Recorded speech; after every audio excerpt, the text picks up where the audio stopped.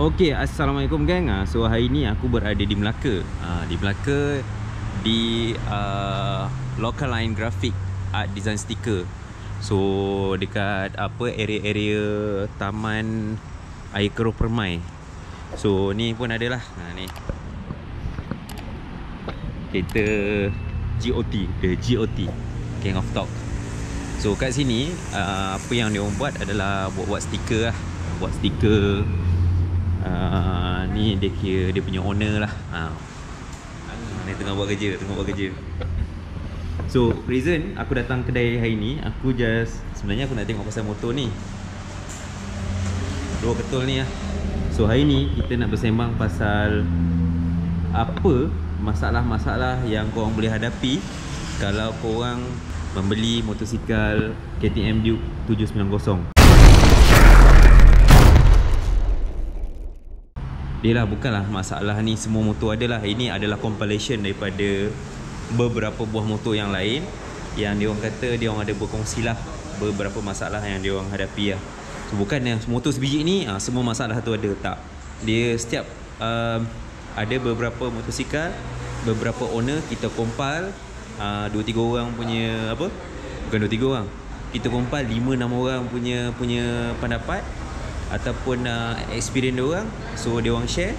Inilah adalah benda-benda yang boleh highlight. Dan mungkin kita akan share sikit apa yang boleh dibuat lah untuk menyelesaikan ataupun overcome masalah-masalah tu lah. So motosikal ni sebenarnya dia didatangkan dengan dah didatangkan sekali dengan damper, original damper lah. So kalau ni nampak tak? So original damper. Tapi apa yang dikongsi oleh kawan-kawan lah, kawan-kawan ataupun beberapa user yang pakai motosikal ni, sebab motosikal ni memang laju lah, dia punya speed dia memang best kan. So apa yang terjadi kat dia orang, ada beberapa user yang mengalami tank slap. Bila tank slap ni beberapa masalah dia sebab bila dia tengah laju, dia melalui kawasan macam garisan kuning ataupun kawasan berbatu ataupun kawasan-kawasan belopak lah. So dia macam bila dia nak terbang sikit kan, so dia akan ada mengalami masalah tank slap tu lah. So apa yang boleh dibuat adalah dengan menukar damper yang lebih baik lah. Contoh macam ni lah, dia tukar damper daripada brand Hyper Pro. So daripada Hyper Pro ni dia memang dia ada beberapa jenis lah, RAC ataupun CAC. Yang ini dia pakai memang yang paling mahal lah, RAC. Damper ni dia kira consider sebagai steering damper yang semi auto. Dia akan macam proaktif lah, dia akan react dengan pergerakan motosikal ataupun keadaan motosikal tu lah. Kalau kata ada sedikit pergerakan tu, dia akan ada semi auto, dia akan membantu rider untuk mengawal kenderaan atau menguatkan mengeraskan dia punya steering tu lah, dia punya handle. Tu antara ni lah untuk mengurangkan masalah tank slap lah. Sebab tank slap ni kalau salah teknik dia memang korang akan barai kat tengah jalan lah. Masalah kedua adalah gasket head ni. Ini memang bukan seorang, bukan dua orang, tapi aku rasa lebih daripada 5 orang yang aku kenal, kawan-kawan yang pakai 790 ni memang ada masalah yang sama, iaitu gasket head dia bocor. Bocor tu bukanlah bocor masalah gila-gila punya bocor lah. So dia memang akan ada leaking lah, leaking berminyak memang lama-lama, jadi macam tak cantik. Apa yang dibuat adalah dia orang boleh claim untuk warranty, untuk repair masalah ni dan buat balik dekat bengkel, authorized bengkel. Tapi the best adalah gum.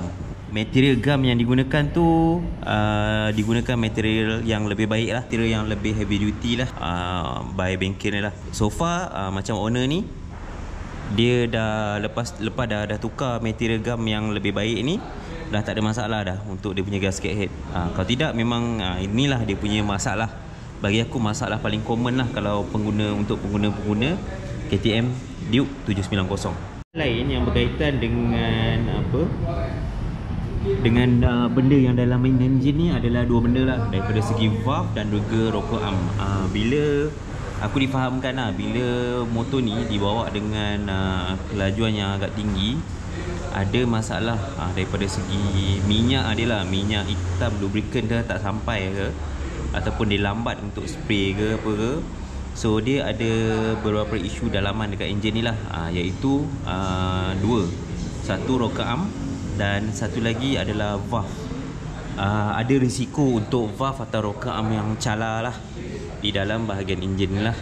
So benda ni aku baru dengar, tapi mungkin 1-2 orang saja yang mengalami masalah ni lah.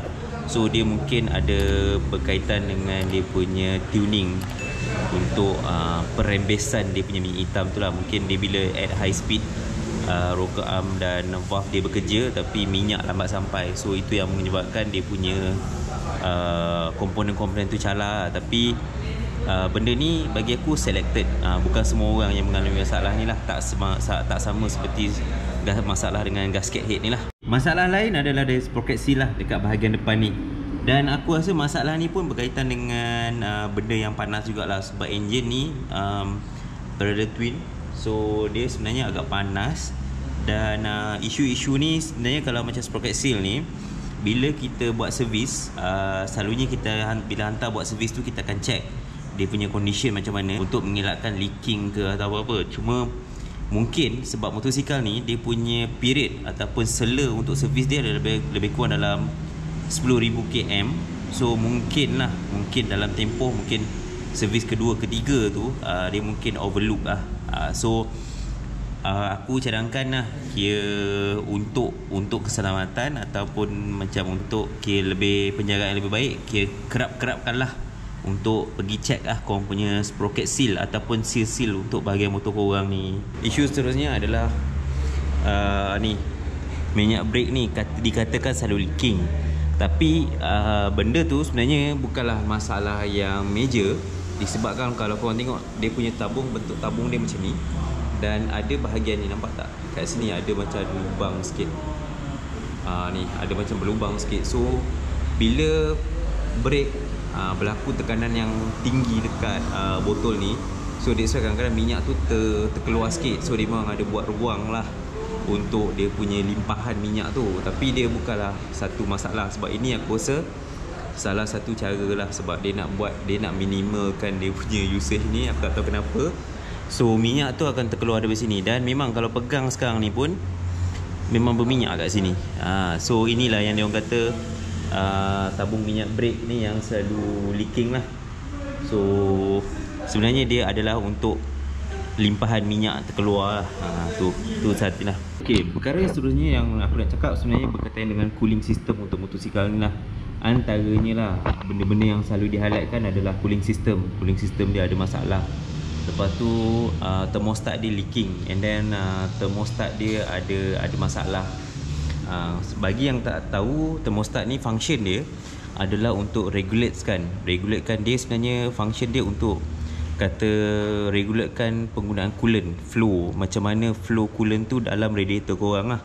So kalau kata radiator korang, air dalam radiator ni panas, so thermostat tu dia akan berfungsi lah. Dia akan macam regulatekan air daripada coolant ni untuk frequently bertukar dengan lebih kerap, supaya dia akan membantu untuk mengurangkan temperature di samping penggunaan kipas yang ada dekat sini. So apa yang isu yang selalu di-highlightkan adalah thermostat ni selalu bocor. So benda tu bagi aku cuma normal issue untuk motosikal yang panas.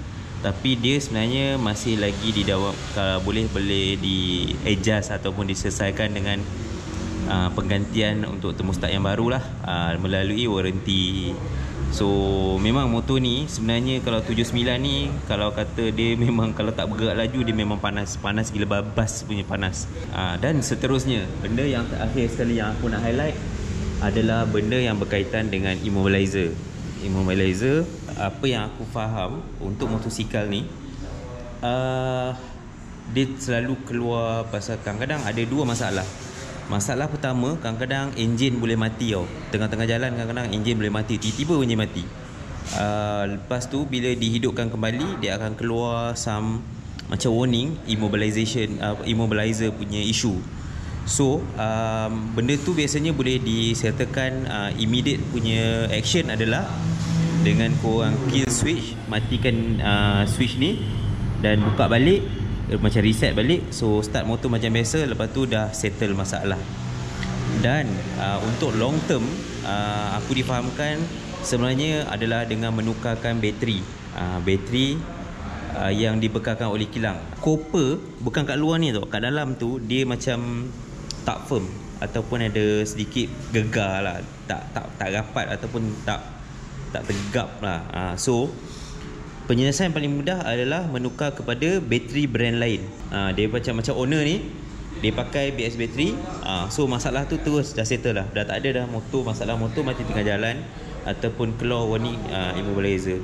So bagi aku untuk setakat ini itu saja motor masalah-masalah yang di-highlightkan oleh pengguna-pengguna KTM Duke 790 ni lah. Aku rasa mungkin sama juga.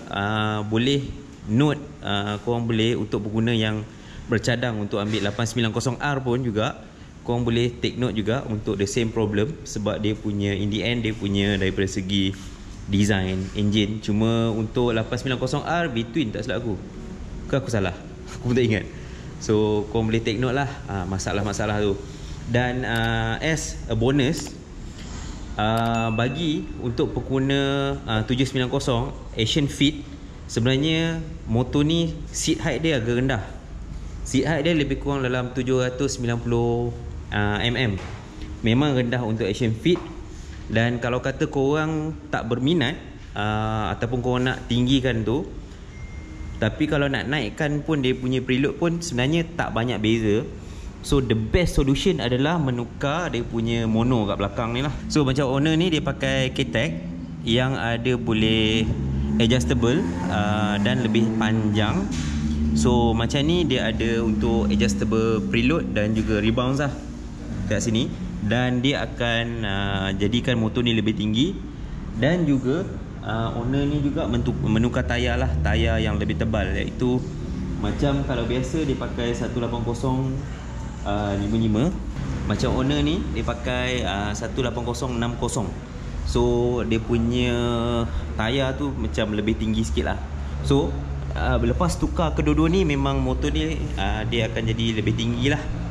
So K-Tech ni lah dia punya barang dia, barang baik ni. Harga dia pun boleh tahan jugalah, lebih kurang 480 euro. So kira sendirilah kalau tukar duit Malaysia. So itu sajalah geng untuk video kali ni. So insya-Allah nanti kita akan review pasal, kita akan sembang sikit lah pasal kedua-dua motor ni, apa yang dia orang dah buat dekat motosikal ni. So kita jumpa dalam video akan datang. Jangan lupa like, share and subscribe. Salam daripada Local Line. Assalamualaikum.